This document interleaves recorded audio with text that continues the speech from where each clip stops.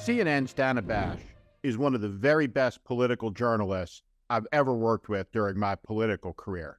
She's fair, and you, the audience, can trust her. Similarly, without any question, Mike Pence is the most affected politician I've ever seen.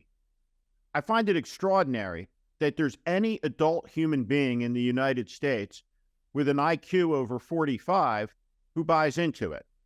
But apparently they do. Maybe it's the squinty-eyed piousness. Maybe it's the heavy breathing that denotes a whiff of faux sincerity. I have no idea. I just know this about Mike Pence. I know he was a spokesperson for the cigarette industry, and he said that smoking wasn't bad for you. I know that he lived off of his donors' money in his first congressional race, and he had to get out of it because of scandal. I know that Mike Pence was the greatest sycophant to ever serve as Vice President of the United States. Let's watch this gem. This kind of action by the Department of Justice, I think, would only fuel further division in the country. And let me also say, I think it would also send a terrible message to the wider world.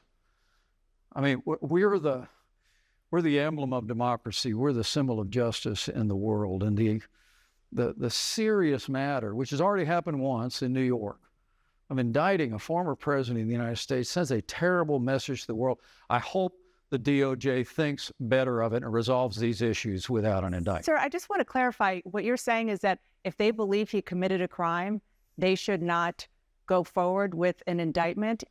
You just talked before about committing to the rule of law. Let me be clear that no one's above the law. Okay. But with regard to the unique circumstances here, look, I had no business having classified documents in my residence, and I took full responsibility for it. President Biden had no business having them in his residence from when he was vice president as well. And the same with former President Trump. But I would just hope that there would be a way for them to move forward without the dramatic and drastic and divisive step of indicting a former president of the United States. We've got to find a way to move our country forward. Mike Pence is making the following argument. No one is above the rule of law, except kind of, well, you know, it would be bad if Donald Trump were to be held to account. And Dana Bash, appropriately, listening to his nonsensical response, calls him out on the contradictions. He is one of the principal architects behind the fundamental reality that America is no longer admired as the world's greatest democracy. It no longer is admired by people around the world as being the model for freedom and liberty. You know why? Because of the years of insanity of Donald Trump. Watching Mike Pence mumble mouth is tedious. Let's watch something more interesting. Let's watch born again Chris Christie, the former governor of New Jersey, speaking with New Hampshire voters, telling them the truth at long last. Let's watch. The grift from this family is breathtaking. It's breathtaking.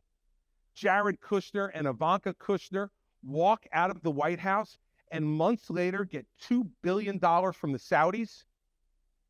$2 billion from the Saudis. You think it's because he's some kind of investing genius? Or do you think it's because he was sitting next to the President of the United States for 4 years doing favors for the Saudis? That's your money. That's your money he stole and gave it to his family. You know what that makes us? A banana republic. That's what it makes us. Look at the faces of those New Hampshire voters carefully. They're not rejecting what Chris Christie is saying. They're accepting. They're listening. And that spells big trouble for Donald Trump, because what Chris Christie is saying here is A, true, and B, long overdue. We haven't had a discussion in this country about the greatest and most scandalous act of corruption in the history of the White House. Jared Kushner, the president's son-in-law, was given $2 billion. That's billion in American money by the Saudi investment arm, the one controlled by the murdering Crown Prince Mohammed bin Salman, the same investment fund that was just used to purchase the Pro Golfers Association and take over professional golf in the United States. That one. $2 billion. Jared Kushner was denied a security clearance at the beginning of the Trump presidency because he was deemed unfit and untrustworthy. He was given that security clearance on the direct order of the President of the United States, who is about to be indicted for the mishandling of classified information, which he has stored apparently all over his club at Mar-a-Lago.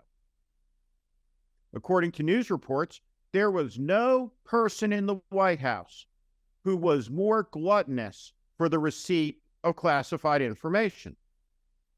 Jared Kushner couldn't get enough of it. And a couple of months after he leaves the White House, $2 billion from the Saudi regime. There has never been anything like it, ever, in American politics. This period of corruption is utterly and absolutely unprecedented in this country, and it is unacceptable. Banana Republic is exactly right. This Republican contest is going to be a freak show. It's going to be a clinic of cowardice. And here's the deal. Chris Christie is the only person who will appear on a Republican stage who isn't terrified of Donald Trump. And that's a good thing. Mike Pence is a coward. Nikki Haley is a coward. Ron DeSantis is a coward. All of them are cowards. Chris Christie has a lot to account for. His opportunism and cynicism speaks for itself. But that doesn't matter. He's in the fight now, and he's on the right side. There haven't been many truth tellers in the Republican Party. But even though he's late to the game, Chris Christie's telling the truth now. He has a long road to go to be the Republican nominee, and he probably won't make it. But each time he does what he just did in New Hampshire, and he can make that audience listen to him, which he surely did, that's a good day for America, because there is a great contest ahead. Donald Trump is likely to be the Republican nominee again, and he's running on a platform that has been hidden and obscured by much of the mainstream media in this country. The platform is clear. He seeks to burn down American democracy. He seeks to burn down the American Constitution. He has said all of these things out loud. He seeks retribution. He seeks punishment against his enemies. Who are his enemies? They're the people who dared to oppose him, who sought to speak out against him using their God-given constitutional rights. They include Black people and Jews. They include all of the targets of all of the people who rally around him as part of an extremist movement that includes the Patriot Front and the Proud Boys and the Oath Keepers and other fascist militias. America is the oldest constitutional republic in the world, and its endurance is threatened by the scumbaggery of a man and his family. At long last, there is somebody who's telling the truth about it, who was once deeply on the inside, and he's doing it in plain English and unsparing language. Good for Chris Christie. It's good for America. Thank you for watching. Make sure you subscribe to our channel so you never miss a video. Also, for more content just like this, please consider joining our Warning Premium community. You can find out more in the description below.